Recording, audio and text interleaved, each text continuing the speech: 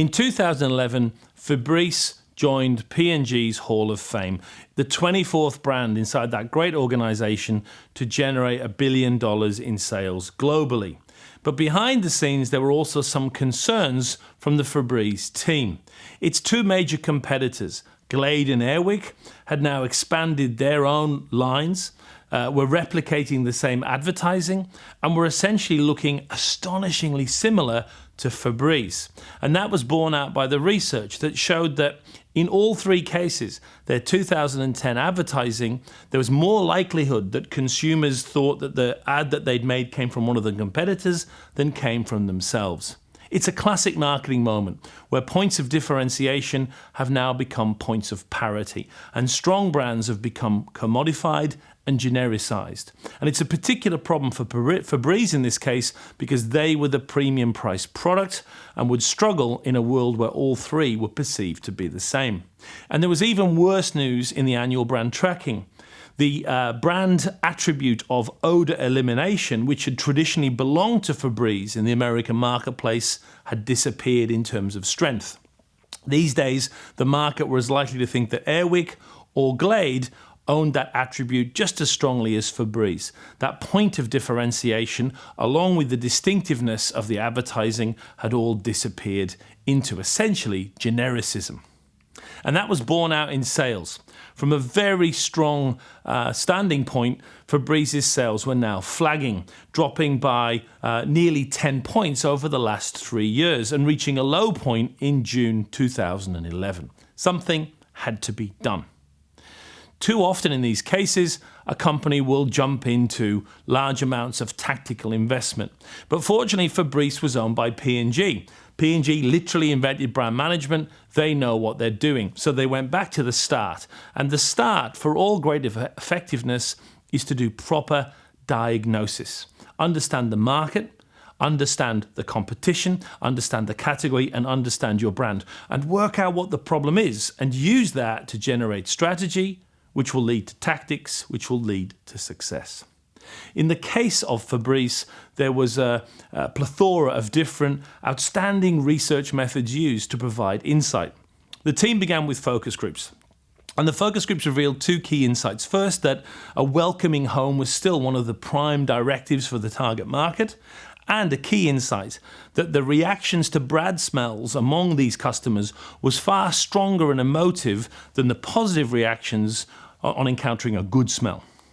Next, in-home interviews, a form of ethnography. Visit a customer in her house, talk to her about what she's doing and what she wants.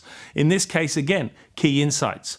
A messy home can still be clean, but a smelly home can never be clean. And again, that importance of removing malodors. And a great quote from one of the women that was visited. When you walk into an unappealing room, she said, you can close your eyes, but you can't turn off your nose. We'll come back to that point later.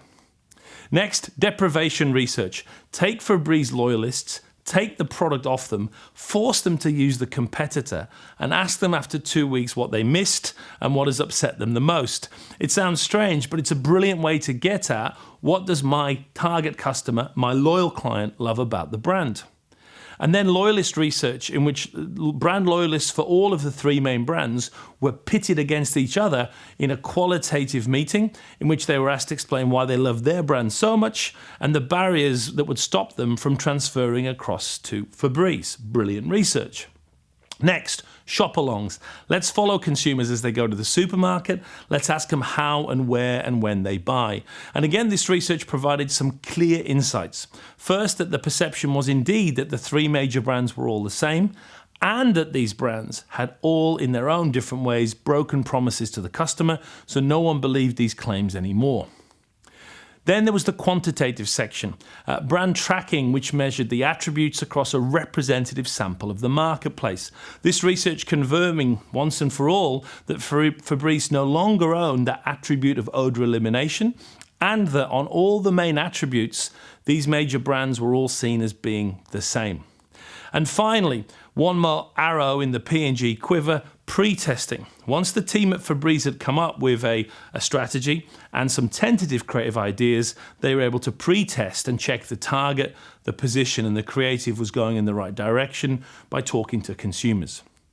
It's a wonderful combination that can be triangulated together to give a real clear diagnosis of the situation. The strategy that emerged from that was that the aspiration was that Febreze was going to reverse its decline in sales and increase sales by 10% in the next year. The target was this 25 to 65-year-old mom who wanted the assurance that her house was going to be clean and fresh. The position: Febreze makes even the filthiest place smell nice, no matter what they look like. So again, not necessarily about making things smell beautiful, but about removing those malodors that can get in the way. And then finally, 2 core marketing objectives. First, reclaim the ownership of odor elimination for our brand. And second, achieve at least a 71% level of brand attribution for the new advertising. No more situations where no one recognized that this was a Febreze ad. We want almost 3/4 of the market the next day to know that that ad, I can recall it and I know which brand it came from. So, the ad that started it and a series of brilliant campaigns was set in an apparently smelly environment in which blindfolded consumers were asked to enter and work out exactly where they were. It's one of the most famous and iconic ads of the last decade. Starting today, Febreze will be conducting a series of experiments with real people right off the street. Meet Susan and Erica. We asked them to be part of our first experiment for Febreze fabric refresher. They agreed. So I've got a 3-cushion couch. Oh, I feel it. You got it? Yep, I never know. Yeah. If you guys can just sort of take some deep breaths and tell me what you smell. Floral, light floral, lilac. Maybe even a little bit of citrus. It's like when you have fresh laundry. Even a little bit beachy. Being outside, fresh lawn being cut. Wispy white curtains. Okay, take your blindfolds off. Oh my God. Oh my God. Oh my God. Where? Hello? Over to this couch as soon as we sat down. And I wanted to see Febreze. I said to you, oh my God, Erica. Join us on Facebook for more experiments as Febreze sets out to make everyone breathe happy, no matter what. YouTube videos were also used to prove these weren't actors and this really was a genuine experiment. Facebook video was used as fans were asked to nominate their most smelly things in their lives, and then videos using Febreze to remove the odors proved that the product really worked. And then there was an extremely clever sponsorship strategy. Febreze looked for the smelliest events in America. For example, the Solstice Yoga in Times Square, it's a very smelly experience, was sponsored by Febreze. And on the other side of America, in California, the sponsorship of the Gilroy Garlic Festival, another incredibly smelly event. The clear message was that Febreze could remove these malodors. Important to link it back to point of purchase and the campaign, again, connecting to the actual place where the product was sold. The results: spectacular success. First, for the first time, Febreze was able to incredibly dominantly associate its brand with its execution, while its other 2 competitors still struggled with that attribution challenge. And equally importantly, of people that had seen one of the new ads, 84% of those consumers attributed odor elimination as an attribute that belonged to Febreze and not to competitors. It had started to win back its differentiation. Not surprisingly, we also saw a rebound in sales. And quite correctly, and in fact a little bit miserly, I would say, in my opinion, the campaign was awarded a silver Effie in 2011. It should have got a gold. And later on, another bronze and another silver. The lessons we take from Febreze.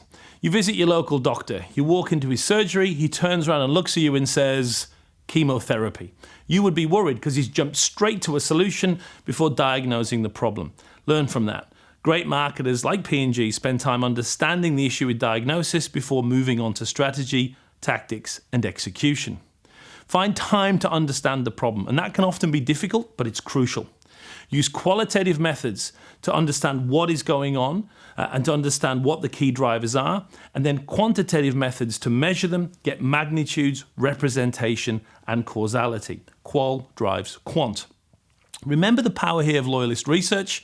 It can be a crucial insight to ask loyalists why they love the brand. And never forget that you can't solve a problem that you don't first understand. Visit the Effie's website for a database of all their amazing case studies. And come to Marketing Week for more videos in this series and information on the mini MBA in marketing.